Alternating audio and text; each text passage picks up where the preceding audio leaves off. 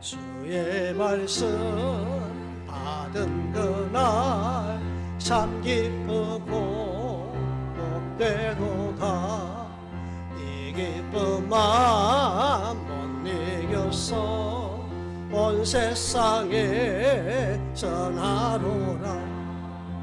기쁜 날 기쁜 날 주 나의 죄 다 씻은 날 늘 깨어서 기도하고 늘 기쁘게 살아가리. 기쁜 날 기쁜 날 주 나의 죄 다 씻은 날 이 좋은 날 내 선한 몸 새 사람이 되었으니 이 몸과 마음 다 바쳐서 영광의 주 널 섬기리. 기쁜 날 기쁜 날 주 나의 죄 다 씻은 날 널 깨어서 기도하고 널 기쁘게 살아가리. 기쁜 날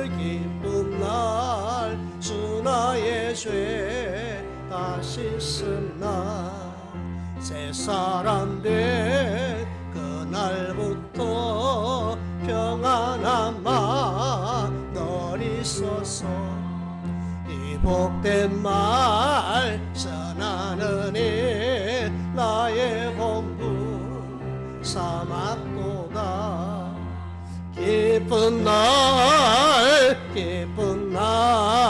주 나의 죄 다 씻은 날 널 깨어서 기도하고 널 기쁘게 살아가리. 기쁜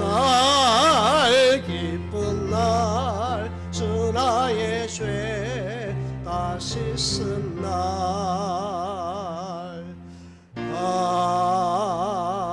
아멘.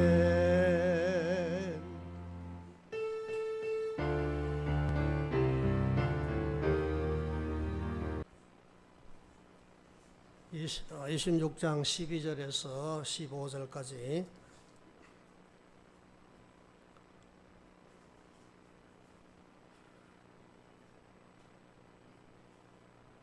다 같이 봉독하겠습니다. 주여 감사합니다. 이삭이 그 땅에서 농사하여 그 해에 100배나 얻었고 여호와께서 복을 주심으로 그 사람이 창대하고 왕성하여 마침내 거부가 되어 양과 소가 때를 이루고 종이 심이 많으므로 블레셋 사람이 그를 시기하여 그 아버지 아브라함 때에 그 아버지의 종들이 판 모든 우물을 막고 흙으로 메웠더라. 아멘.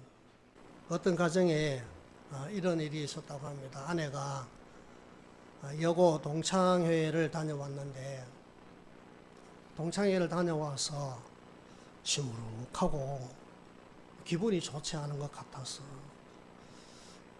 남편이 물었습니다. 별것 아닌 일에 짜증도 부리고 또 투덜대고 밥을 차려도 반찬 그릇을 툭툭 던지듯이 수저를 툭툭 던지듯이 아주 짜증스러운 그런 모습을 보이길래 도대체 동창회에 가서 무슨 일이 있었는지고 그렇게 물었지만은 아내는 아무 말도 하지 않고 계속 시무룩하고 또 그 기분이 다운되어 있어서 계속해서 물었습니다. 왜? 나보다 좋은 남편을 만난 친구들이 명품 옷을 입거나 명품 가방을 들고 오거나 고급 차를 타고 온 것이 부러워서 그러냐 그렇게 물어도 대부분 동창회 가면은 그런 일이 있잖아요. 그래도 대답을 안 하는 거예요. 학교 다닐 때 나보다 지식도 못하고 공부도 못하고 그랬는데 지금은 그 친구가 나보다 더 잘 되어 있는 그것을 보고 기분이 안 좋아졌느냐 그렇게 물어도 대답을 안 하는 거예요. 그러면 이것도 아니고 저것도 아니면은 친한 친구 중에 갑자기 어떤 어려움을 만난 친구가 있어서 마음이 아파서 그러냐 해도 대답을 안 해요. 이렇게 물어도 대답 안 하고 이런 이유가 때문인가 저런 이유 때문인가 물어도 대답을 하지 않아요. 그래도 계속해서 다그치면서 물어보았더니 마침내 그 아내가 남편에게 말을 하며 대답을 합니다. 그 대답이 아주 역대급 대답이었습니다. 뭐라고 했을까요? 예? 예? 크게 말하면 난 안 들리는 거야. 다들 남편이 없는데 나만 남편이 있잖아. 가보니까 다들 싱글들이다. 다 이제 남편이 없고 무슨 이유 때문에 여러 가지 이유가 있겠죠. 사별했거나 이별했거나 뭐 별거 하거나 다 남편 없는데 나만 남편이 있잖아.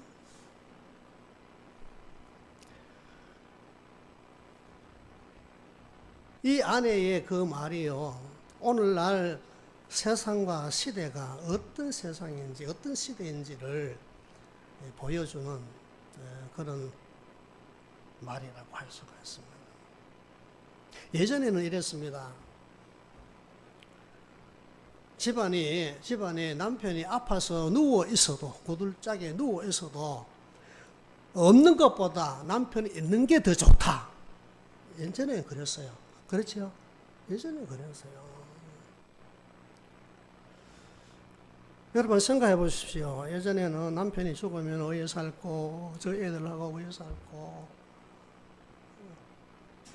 그렇게 애곡하고 통곡했잖아요. 근데 지금은요, 애도 다 키웠고 공부도 다 시켰고 시집장가도 다 보냈으니 저 영감탱이만 없으면 좋겠는데 저 남편만 없으면 내 마음대로 날개에 돋친 듯이 자유롭게 살겠는데 그런 세상이 되었습니다.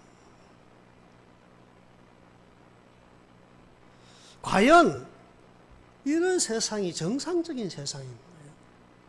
이런 세상이 이런 시대가 정상적인 시대일까요? 제가 정확하게는 모르겠는데 얼핏 인터넷에서 그런 글을 보았습니다. 우리나라에 결혼을 하면은 50%가 결혼하는 사람 중에 50%가 이혼을 한다. 그것도 3년, 4년, 5년 안에 이혼한다. 옛날에는 이혼한다 그러면 그 굉장히 흠이었어요. 남들이 알까봐, 집안 누가 알까봐 쉬쉬하고 그랬잖아요. 그런데 지금은요, 여러분 TV나 방송이나 이런 보세요. 버젓이 자랑하는 나는 싱글됐다.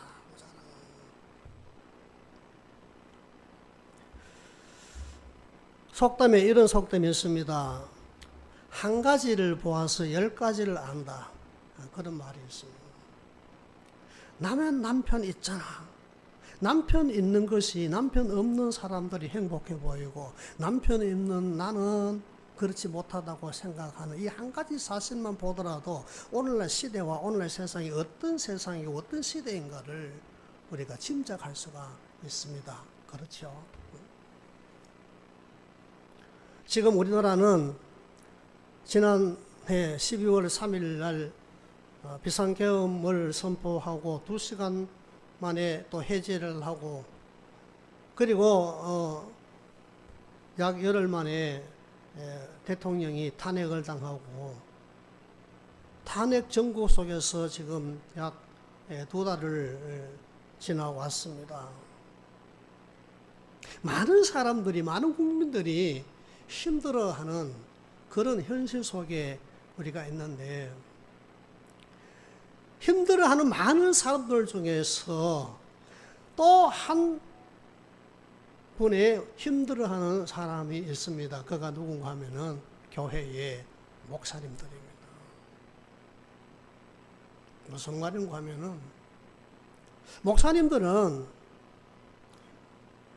강단에 서서 예배 때마다 하나님의 말씀을 전해야 하는데, 그 하나님의 말씀을 전할 때 그 세상과 그 시대와 그 환경에 이제 따라서 선지자적인 성격을 가지고 말씀을 선포해야 합니다. 지금 이 탄핵 정국 시대를 지나오면서 많은 목사님들이 고민이 뭔가 하면은, 이러한 시대에 하나님의 말씀을 듣는, 설교를 듣는 성도들에게 어떻게 설교를 해야 할까? 어떻게 말씀을 전해야 할까? 굉장히 고민이 안 될 수가 없다고 합니다. 저도 역시 마찬가지입니다. 설교를 준비하고 설교를 할 때 참 조심스럽기도 하고 고민도, 여러분 안 그럴 것 같습니까? 고민이 안 될 수가 없어요. 왜냐하면 사람들은 다 다르잖아요. 생각이 다르고 또 추구하는 것이 다르고 다 다른 거예요. 특히 도시의 대형 교회 목사님들은 그 고민이 더 크다고 합니다. 지역마다, 우리나라는요 남북으로도 갈렸지만 동쪽 서쪽에 갈려 있잖아요. 영남과 호남이 갈려 있잖아요. 그리고 뭐 보수와 진보와 갈려 있고, 또 세대 간의 그런 또 이렇게 갈등도 있고, 또 남자 여자의 그런 갈등도 있고, 이것이 이 탄핵 정국에 들어와서 더 뚜렷하게 이렇게 갈라져 있는 이런 현실 속에서 교회 안에도 마찬가지예요. 그 국민이 교회 안에 예수 믿는 사람 들어와 앉아서 목사님의 말씀을 들어야 하잖아요. 또 목사님은 말씀을 가지고 정확하게 또 진단도 하고 판단도 하고 그렇게 말씀을 전해서 우리가 하나님의 말씀에 맞게 살아야 한다.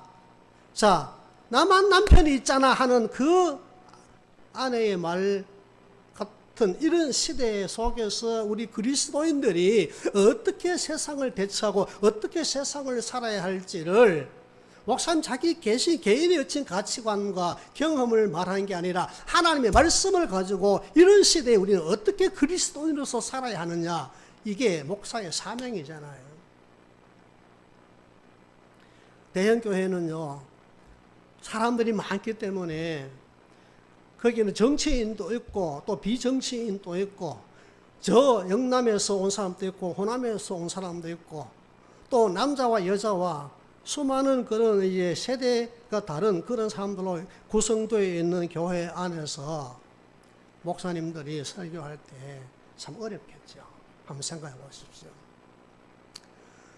그래서 최근에 서울에 있는 수도권에 있는 어디 큰 교회에서, 우리 교단 교회입니다. 교회에서 목사님이 차라리 이럴 때는 목사님이 이쪽이 옳다 저쪽이 옳다 판단하지 말고 그냥 기도만 합시다, 그렇게 말을 했어요.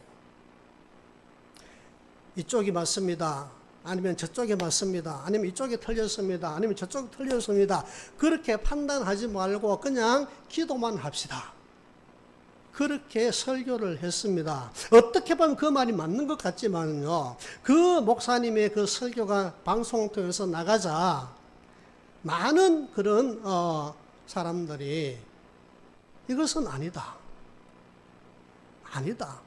목사님이라면, 적어도 목사님이라면 하나님의 말씀을 전하고 그 말씀을 가지고 사회를 진단하고 세상을 또 평가하고 또 해석을 해야 하는데, 말씀에 맞으면 말씀에 맞다 해야 되고 말씀에 안 맞으면 안 맞다 해야 하는데, 이것도 맞다 저것도 맞다 하지 말고 이것도 틀렸다 저것도 틀렸다 하지 말고 그냥 기도만 하자 하면은 그 목사로서의 사명을 다한 것인가? 그렇게 또 비판하는 그런 사람들이 많이 또 생겨나서 논란이 되고 있는 현실입니다.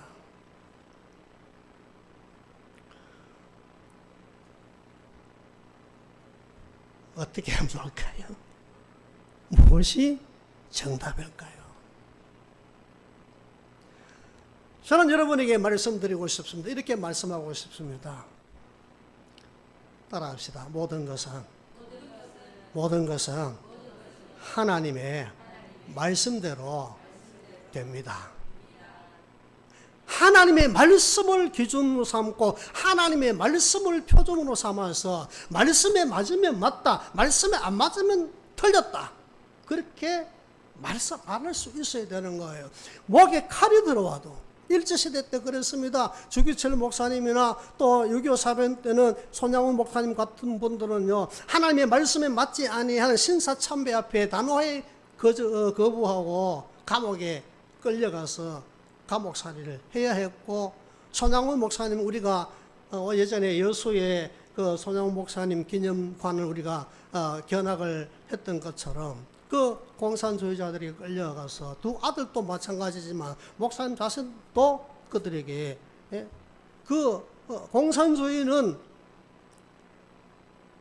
하나님의 말씀에 맞지 아니한 사상이라고 했기 때문에 죽임을 당했잖아요. 순교를 당했잖아요. 목에 칼이 들어와도 목사는 하나님의 말씀을 기준으로 삼고 말씀을 표준으로 삼아서 말씀대로 우리가 믿어야 된다, 말씀대로 살아야 된다, 말씀대로 순종해야 된다, 말씀의 가치를 저버리지 말아야 한다. 이게 목사의 사명이고 이것을 성도들에게 설교할 수가 있어야 하는데, 이쪽에 눈치 보거나 저쪽에 눈치를 보아서 이러지도 못하고 저러지도 못하고 그냥 침묵한 채 그냥 기도만 합시다. 그것은 올바른 사명이 아니라고 할 수가 있지 않을까요? 우리는 어떠한 세상이 되든 어떠한 시대가 되든 어떤 환경이나 어떤 그런 일들 우리에게 주변에 일어나든 따라합시다. 하나님의 말씀을 삶의 기준으로 삼고 순종해야 한다. 왜냐하면요, 사도행전 5장 32절에 보면은 말씀을 순종하는 자에게 성령을 선물로 준다고 했고, 베드로전서 1장 22절에 보면은 말씀을 순종하면 우리 영혼이 깨끗해진다고 했고, 이사야 55장 2절에 보면은 말씀을 순종하면 마음의 즐거움을 얻는다고 했고, 예레미야 26장 13절에 보면 하나님의 말씀을 순종하면 우리에게 모든 재앙이 물러간다, 그렇게 말씀을 하고 있습니다. 따라합시다. 말씀을 순종하면 성령의 선물을 받고 영혼이 깨끗해지고 마음의 즐거움을 얻고 모든 재앙이 물러간다. 말씀대로 순종하며 사는 게 그게 정답이다. 가나안 땅에 아브라함 때 흉년이 있었는데 이삭 때도 또 다시 가나안 땅에 흉년이 들었다고 했습니다. 그래서 이삭은 흉년이 들어서 먹을 것도 마실 물도 없을 뿐 아니라 이 이삭은 직업이 뭡니까? 목장을 하잖아요. 양떼와 소떼와 낙타 같은 이런 가축을 기르는 목축업을 하는 그런 사람인데, 그 목축업을 하는 그 사람들에게 가장 필요한 게 뭡니까? 푸른 풀이고 그리고 마실 물이잖아요. 사람뿐 아니라 짐승들에게도 먹여야 할 양식이 있어야 되고 또 마시게 해야 할 물이 있어야 되는데, 비가 오지 않아서 기근이 일어나서 심한 흉년이 들어서 그 땅에서 더 이상 살아갈 수가 없어.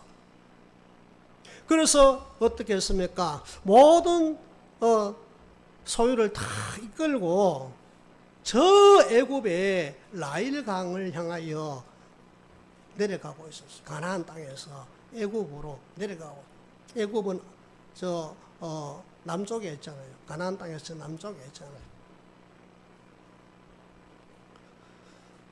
애굽의 나일강에는 물이 많고 그 강변에는 풀이 많고 마실 물이 많고 거기서 우리가 이 많은 양떼와 소떼와 낙타를 이제 잘 기를 수가 있으니 그곳이 살 길이다 하고, 자 애굽으로 가자, 나일강으로 가자 하고 그렇게 내려가고 있었는데, 그랄 땅에 와서 도착했을 때, 그 그랄 땅이 어딘가 하면은 블레셋 땅이에요.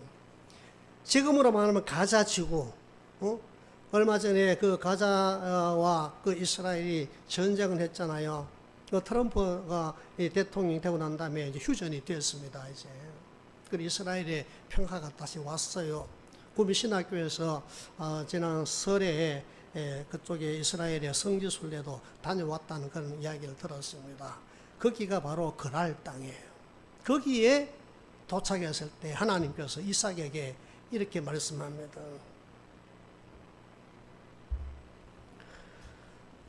너는 애굽으로 가지 말고 내가 지시하는 땅에 거주하라.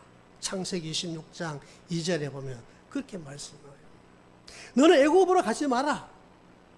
내가 지시하는 땅으로 가서 거기에서 살아라. 그렇게 말씀을 해요. 애굽으로 가야 돼요. 왜? 거기는 나일강이 있어서 물이 풍족하고 그 나일강 유역에는 기름진 땅이라. 애굽 나라의 전체 땅을 보면은 사막이 대부분인데 나일강변만큼은 그렇지 않아요. 우리가 안 대로 고센 땅 얼마나 좋은 땅인지 몰라요. 그 가야 되는데 애굽으로 가지 마라. 내가 지시하는 땅에 가서 거주해라.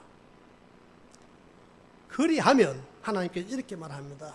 내가 너와 함께 하고 복을 주고 그 모든 땅을 너와 네 자손에게 주고, 그리고 내 아버지 아브라함에게 맹세한 것을 다 이루어 주겠다. 그 아브라함에게 맹세한 게 뭔가 하면은 너와 네 자손이 하늘의 별처럼 바닷가의 모래알처럼 많게 하고, 그리고 네 자손으로 말미암아 천하 모든 민족이 복을 받게 하겠다 하는 것이 하나님께서 이삭의 아버지 아브라함에게 맹세하고 약속한 일이라. 그것을 다 네게 이루어지게 해주겠다.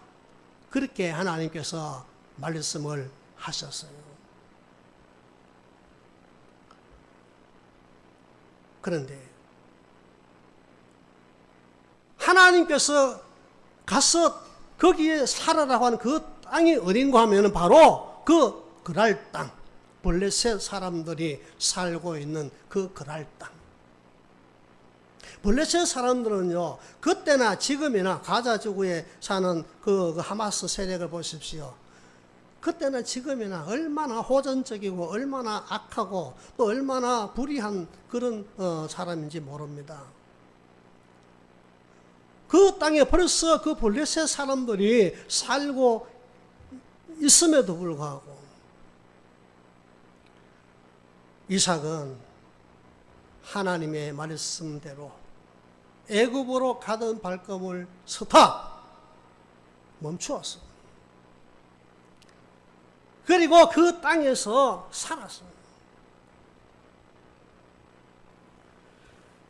그런데요, 오늘 12절에 보니까 그 땅에서 이삭이 농사를 지었어. 그랬더니 그 해에 100배를 얻게 되었고, 그 사람이 창대하고 왕성하여 마침내 거부가 된 것은 하나님께서 이삭에게 그리하면 내가 네게 복을 주겠다고 하신 그 약속대로 하나님께서 그에게 복을 주셨기 때문에 마침내 큰 부자가 되었더라. 어느 정도 큰 부자가 됐는가 하면은 그 블레셋 사람들이 그 이삭을 막 시기하고 질투할 정도로 엄청난 복을 받아서 엄청난 복을 받은 거예요. 부자가 된 거예요. 따라합시다. 하나님의 말씀대로 하면 상상을 초월하는 기적이 일어납니다. 할렐루야. 자, 이삭은 농사꾼입니까? 목장업을 하는 사람입니까? 예? 이삭은요, 농사를 몰라요. 농사를 지어보지 않았어요.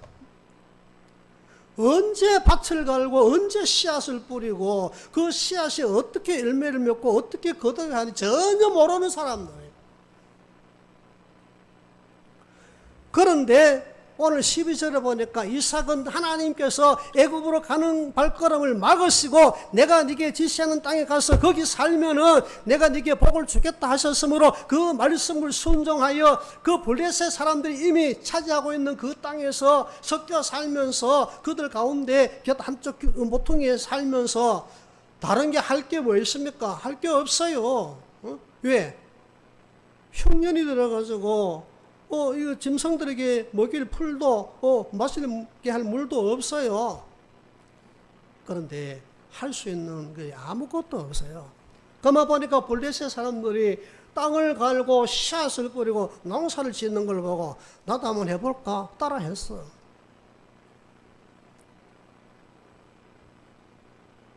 그랬더니 100배를 거두고 하나님께서 복을 주시고 마침내 소떼와 양떼가 큰 떼를 이룰 만큼 블레셋 사람들이 막 시기할 정도로 마침내 큰 부자가 되었더라. 거부가 되었더라. 오늘 말씀에 그렇게 하고 있습니다. 그게 뭐 기적이가? 우리나라에서 농사 짓는 것은 기적이라고 하기에는 실감이 안 나는.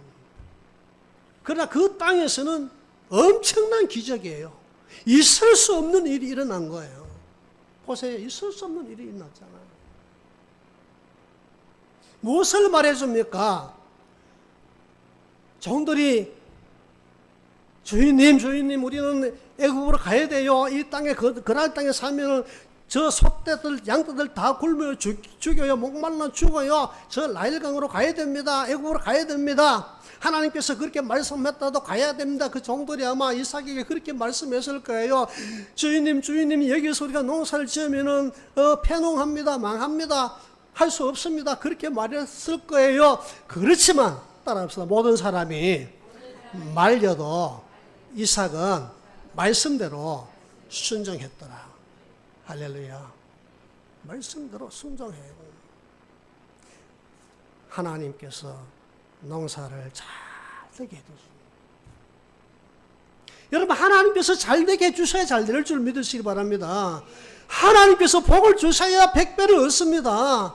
100배를 거뒀다는 것은 그 당시로서는 큰 기적이라, 상상을 초월하는 기적이라. 여러분, 성경에 보십시오. 우리가 말씀을 순종하여 전도를 하거나 씨앗을 뿌리거나 사랑을 하거나 섬기거나 희생을 하거나 구제를 하면요, 반드시 예수님께서 말씀했습니다. 30배, 60배, 100배로 주신다고 말씀했습니다. 말씀대로 하면 되는데요. 문제는 우리가 말씀대로 하지 않는 것이 문제라고 할 수가 있습니다. 사랑하는 성도 여러분이요, 내 기준에 맞지 않아도, 내 생각에 맞지 않아도, 내 감정에 맞지 않아도, 그리고 내 가치관에 맞지 아니한다 하더라도, 모든 사람들이 안 된다 할지라도 아까 우리 찬송 부른 대로 주님 말씀하시면 내가 나아가리다. 주님 뜻이 아니면 내가 멈춰서리다. 나의 가고 사는 것 주님 뜻에 있으니 오시니 나를 통하여 주님의 뜻을 이루소서. 이것이 여러분의 믿음이 되시기를 주님의 이름으로 축원합니다. 보세요. 백성들이 모세를 향하여 막 원망하고 불평하고 돌로 쳐죽이자 그렇게 해서 아우성을 쳤습니다. 소리 질렀습니다. 그러나 모세는 보십시오. 백성들이 그렇게 자기를 향하여 원망하고 죽이자 하고 그렇게 해도 하나님의 말씀대로 지팡이를 들고 쫙 홍해를 가리켰더니 홍해가 쫙 갈라졌어요. 그 바다 가운데 마른 길이 생기고 백성들이 한 사람도 죽지 않고 그 마른 길을 걸어서 건너가고 애굽 사람들은 그 홍해 바다에 따라 들어왔다가 다 물속에 빠져 죽어버렸어요.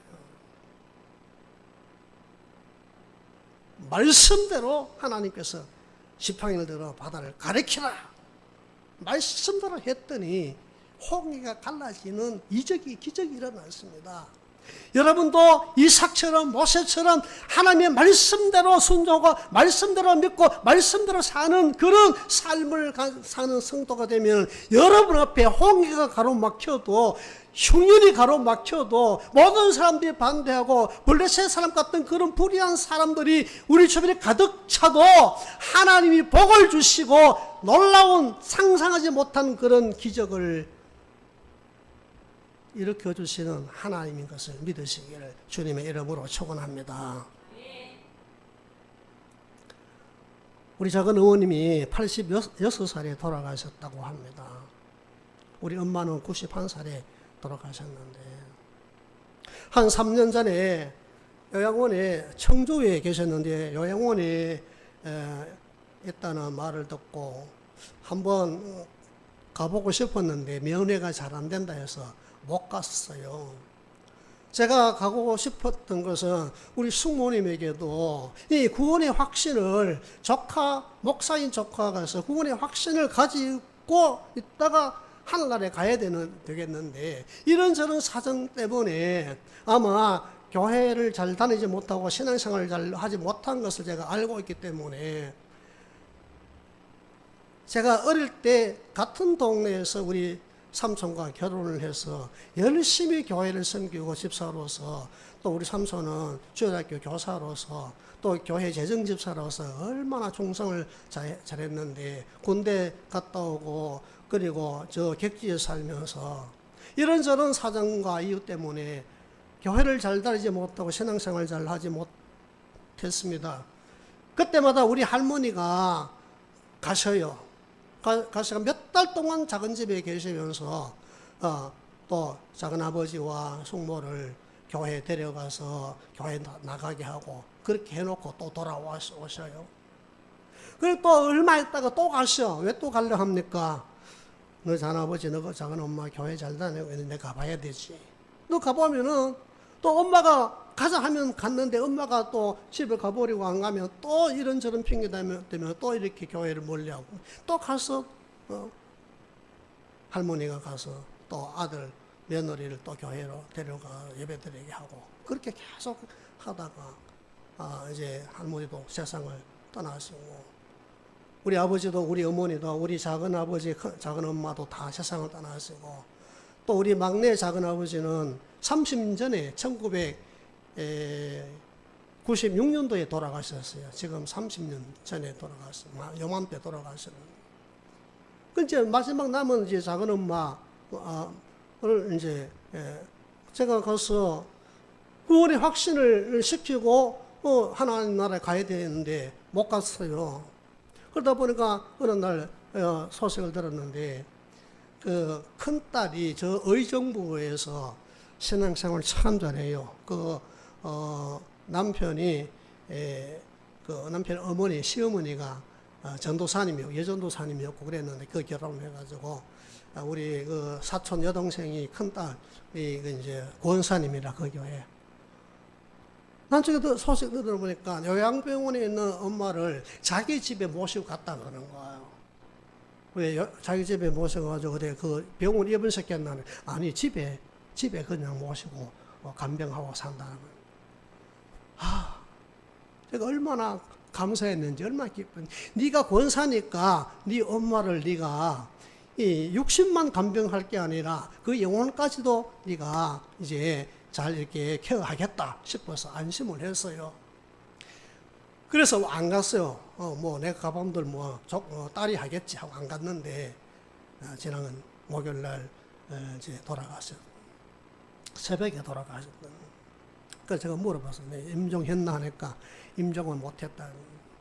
그 남자 이제 여러 가지 종합적으로 해보니까 그 교회에서 이제 입간 하고 난 다음에 예배드리러 또 목사님들하고 많이 오셨더라고요. 한 20명 가까이 오셨더라고. 그 의정부에서 청주까지 오려면은 저 2시간 이상 걸리는 먼 거리잖아요.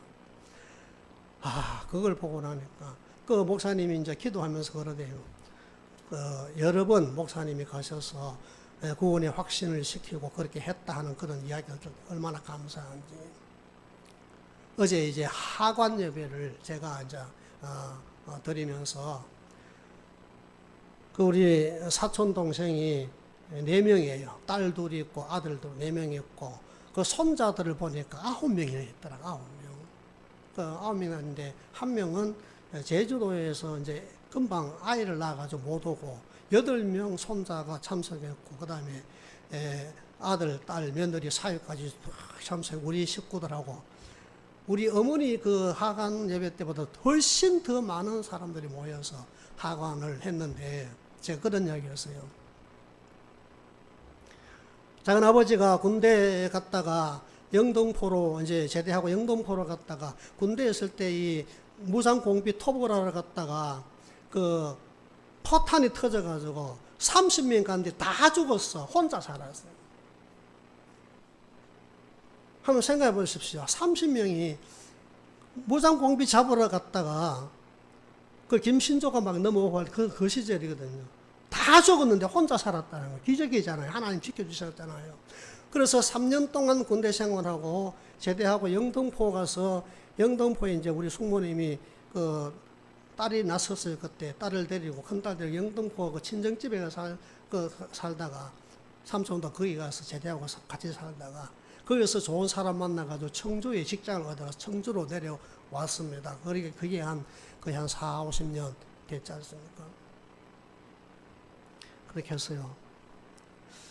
아버지가 이렇게 해서 객지에서 그 청주에서 객지에서 그렇게 살았지만은 오늘 이번에 그 엄마 장례식 때 보니까 그 화환이 수도 없이 많이 들어가 있어요. 제가 다 읽어보니까 무슨 기업의 무슨 대표 누구 무슨 기업의 누구 대표 크다 대표 사장 이런 사람들 그 속에 딱 한 곳에 보니까 하나님의 위로가 있기를 바랍니다. 하나밖에 없어. 그리고 오는 소명국들이 얼마나 많은지 우리가 어제 앉아 있을 자리가 없을 정도로 그렇게 조문국들이 그 밤늦게까지 얼마나 많이 오는지. 어제 내가 하간 예배를 드리면서 우리 동생들, 우리 조카들, 아버지, 엄마가 객지에 와서 이렇게 자식들을 낳고 이렇게 손자도 9명이나 볼 정도로 이렇게 번성을 했고 또 이 조문객들이나 들어오는 화환을 바라볼 때 우리 동생들 이 객지에서 아버지, 엄마 일찍 돌아가셨지만은 세상에서는 그래도 인심 잃지 않고 많은 사람들과 더불어 이렇게 잘 살아온 것 같아서 좋다. 그러나 그것이 전부는 아니다. 더 좋은 것은 뭐냐? 할머니가 6.25 사변 때 피난 갔다가 전도를 받고 그때부터 우리 집안이 믿음의 집안이 됐는데 이 믿음을 물려받아야 하고 그 복음의 대가 끊어지지 아니하는 이게 더 중요한 것이다. 다행히 어머니 아버지는 그래도 믿고 신랑 고백하고 천국에 가는 것을 확신하면서 우리가 다시 만나려면 천국 가지 않고는 만날 수 없으니 세상에서 이렇게 인심을 얻고 사람들에게 이런 대우를 받고 사는 그것도 중요하지만 더 좋은 것은 영적인 복을 받는 것이고 믿음으로 살아야 된다. 그래가 우리 동생들 그리고 우리 조카들을 다 예수 잘 믿어야 된다고 제가 그렇게 설교를 했어요. 그게 중요하지 않습니까? 말씀대로 믿고 말씀대로 사는 게 세상에 잘 되는 거, 세상에 떵떵거리고 잘 사는 거, 세력 얻고 권세 얻고 명예를 누리고 그것보다 더 좋은 게 뭡니까? 따라합시다. 말씀대로 믿고 살면은 하나님께 영적인 복을 받아야 한다. 그게 더 좋은 거예요. 그래서 저는 세상 사람이 절대로 부럽지 않습니다. 어떤 부자도 부럽지 않습니다. 어떤 권세 있는 자도 부럽지 않습니다. 목사가 된 게 더 자랑스럽고 그게 더 큰 복이잖아요. 여러분도 마찬가지입니다. 아무리 시대가 흉흉하고 아무리 시대가 이러니 저러니 해도 우리는 말씀입니다. 말씀을 기준 삼고 말씀을 표준으로 삼고 이삭처럼 말씀대로 하기만 하면 모든 주변 환경이 절대로 그렇게 보이지 않은 것 같지만은 실망하지 말고 그래도 말씀대로 살기만 하면 상상을 초월하는 그런 그런 기적을 일으켜서 세상 사람들이 우리를 막 시기하고 질투할 정도로 복을 받아요. 그런 복을 받으시길 바랍니다. 세상 사람들이, 예수 안 믿는 사람들이 저 사람이 어떻게 교회 다더니 예수 믿더니 어떻게 저렇게 됐을까 막 시기하고 막 질투할 정도로 이 아브라함 때 판 우물들을 다 막아버렸잖아요. 그리고 막 뺏어가잖아요. 또 우물 파면 또 와서 뺏어가고 이러잖아요. 이렇게 세상이 시기할 정도로, 세상이 나를 질투할 정도로 우리 믿는 사람들이 그런 복을 받아야 되지 않을까요? 그런 복을 받으려면 어떻게 해야 합니까? 말씀대로 살아야 합니다. 말씀대로 순종해야 합니다. 그러면 성령을 선물로 받고 마음의 적음을 얻고 영혼이 깨끗해지고 모든 재앙을 물리쳐 주신다고 성경은 분명히 그렇게 말씀을 했습니다. 이런 복을 받을 수 있는 여러분 되시기를 주님의 이름으로 축원합니다. 우리 찬송가 546장 찬송 함께 부르겠습니다.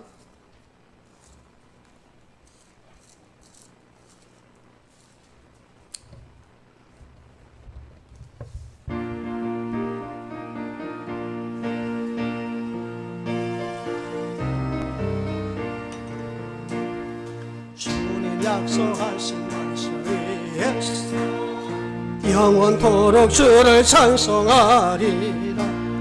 소리 높여 주께 영광 돌리며 약속 믿고 굳게 서리라. 굳게 서리 영원하신 말씀 위에 굳게 서리 굳게 서리 그 말씀 위에 굳게 서리라. 주님 약속하신 말씀 위에서 세상 염려 내게 엄습할 때에 용감하게 힘써 싸워 이기며 약속 믿고 굳게 서리라. 굳게 서리 영원하신 말씀 위에 굳게 서리 굳게 서리 그 말씀 위에 굳게 서리라. 주님 약속하신 말씀 위에서 영원하신 주의 살아 힘입고 성령으로 힘써 싸워 이기며 약속 믿고 굳게 서리라. 굳게 서리 영원하신 말씀 위에 굳게 서리 굳게 서리 그 말씀 위에 굳게 서리라. 주님 약속하신 말씀 위에서 성령 인도하는 데 행하며 주님 품에 얻으며 약속 믿고 굳게 서리라. 굳게 서리 영원하신 말씀 위에 굳게 서리 굳게 서리 그 말씀 위에 굳게 서리라. 굳게 서리 굳게 서리 영원하신 말씀 위에 굳게 서리 굳게 서리 그 말씀 위에 굳게 서리라.